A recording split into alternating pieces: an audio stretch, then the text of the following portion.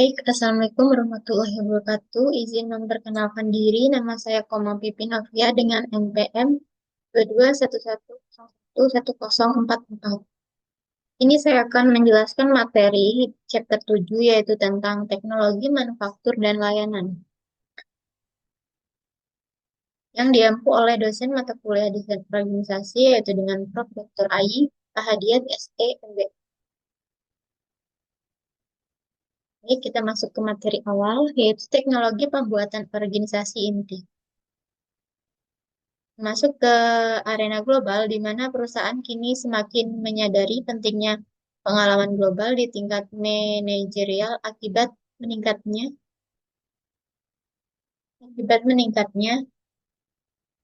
interkoneksi dunia melalui kemajuan komunikasi dan teknologi. Yaitu yang pertama, motivasi untuk ekspansi global menjelaskan dorongan ekonomi teknologi dan kompetitif yang mendorong pergeseran fokus global. Yang kedua yaitu tahapan pengembangan internasional menyoroti bahwa perusahaan harus melalui tahap perkembangan dari orientasi domestik ke internasional. Dan yang terakhir yaitu ekspansi global melalui aliansi strategis internasional menunjukkan bahwa aliansi strategis ini adalah cara umum bagi perusahaan untuk terlibat dalam operasi internasional. Kedua, aplikasi kontemporer, yaitu perkembangan teknologi manufaktur, terutama VMIs dan Lean Manufacturing, yaitu telah merevolusi produksi dengan meningkatkan efisiensi, mengurangi pemborosan, dan memungkinkan kustomisasi produk yang lebih besar. Selanjutnya yaitu teknologi layanan organisasi inti, yaitu perkembangan sektor layanan di Amerika Serikat ini mengubah teknologi organisasi di mana organisasi layanan ini terfokus pada penyediaan layanan tidak berwujud yang diproduksi dan dikonsumsi secara simultan, yaitu desain organisasi layanan perlu mendekatkan karyawan teknis dengan pelanggan karena interaksi langsung sangat penting sehingga struktur organisasi ini cenderung lebih terdistribusi dan mengurangi penggunaan peran batas yang umum dalam organisasi manufaktur. Selanjutnya yaitu teknologi departemen non-core. Yaitu bagian ini membahas tentang teknologi departemen non-inti dalam organisasi di mana setiap departemen ini memiliki proses produksi dan teknologi yang berbeda. Nah, model yang dikembangkan oleh Carlos Pero ini menjelaskan dua dimensi penting dalam aktivitas departemen, yaitu variasi tugas, frekuensi kejadian tak terduga, dan kemampuan analisis atau kemudahan mereduksi pekerjaan menjadi langkah-langkah mekanis. Nah, berdasarkan dua dimensi ini, dapat empat kategori teknologi, yaitu rutin, atau sedikit variasi dan prosedur standar, kerajinan, yaitu aliran aktivitas stabil tetapi tidak dapat dianalisis, teknik, dan non-rutin. Nah, teknologi rutin ini melibatkan tugas formal yang terstandarisasi, sementara teknologi kerajinan memerlukan pelatihan dan pengalaman luas karena bergantung pada intuisi dan pengetahuan karyawan. Selanjutnya desain departemen. Nah, desain departemen ini berkaitan erat dengan teknologi yang digunakan dalam departemen tersebut yang mempengaruhi karakteristik seperti tingkat formalitas, desentralisasi, tingkat keterampilan pekerjaan, rentang kendali, dan komunikasi dan koordinasi.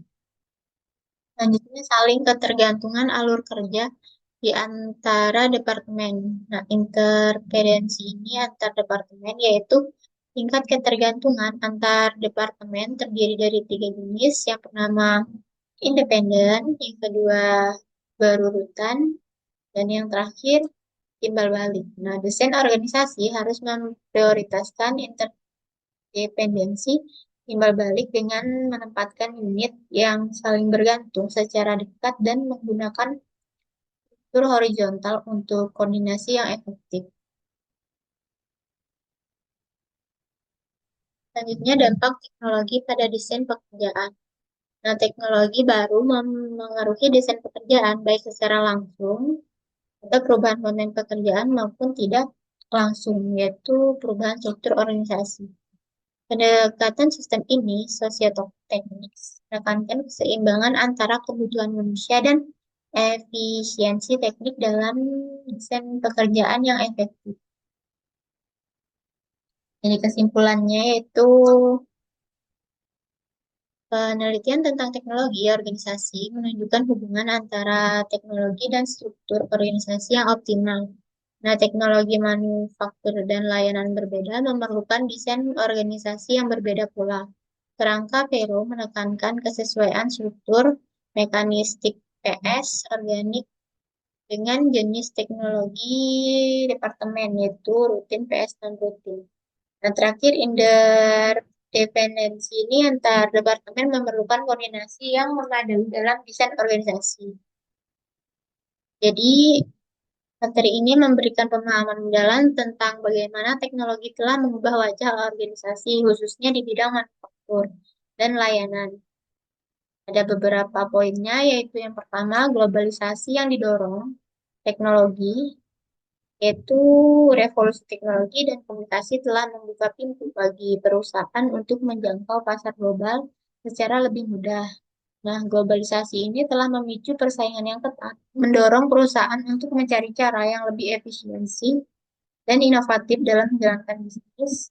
Motivasi utama ekspansi global ini mencakup keuntungan ekonomi, kemajuan teknologi, persaingan global.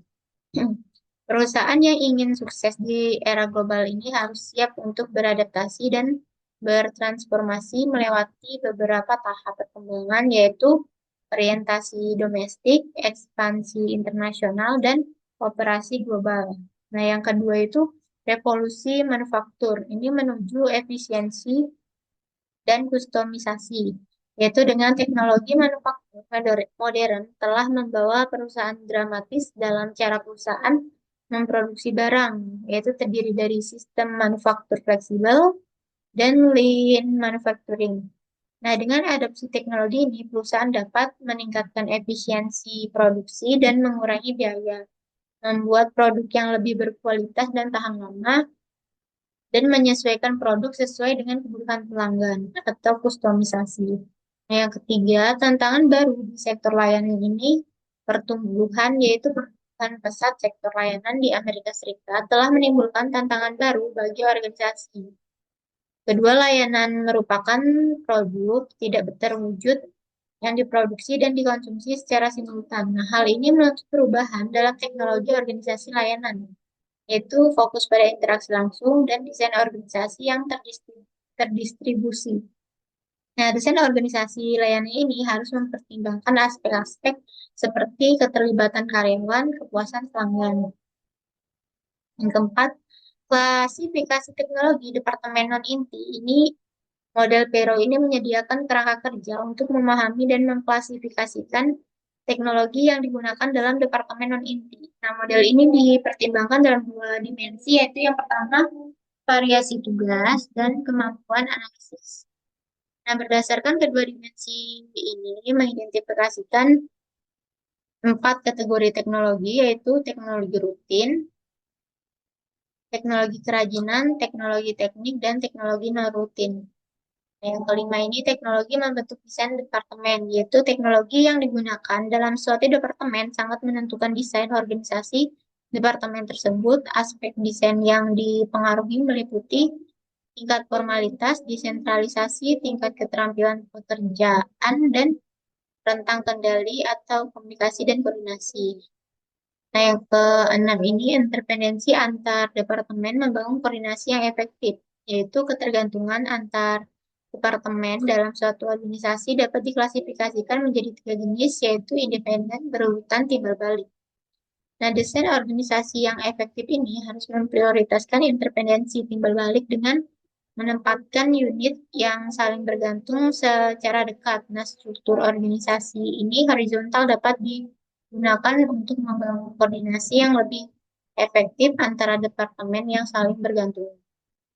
Yang ketujuh yaitu teknologi dan desain pekerjaan. Nah, teknologi baru memiliki pengaruh besar pada desain pekerjaan, yaitu perubahan konten pekerjaan dan perubahan struktur organisasi. Nah, pendekatan sistem sosioteknik ini menekankan pentingnya keseimbangan antara kebutuhan manusia dan efisiensi teknik dalam desain pekerjaan yang efektif.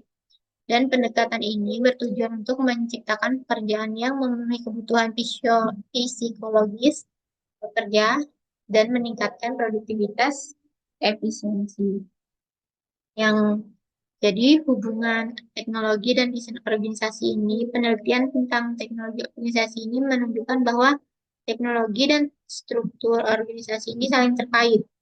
Nah, teknologi manufaktur dan layanan ini memerlukan desain organisasi yang berbeda seperti manufaktur dan layanan fleksibilitas yang tinggi.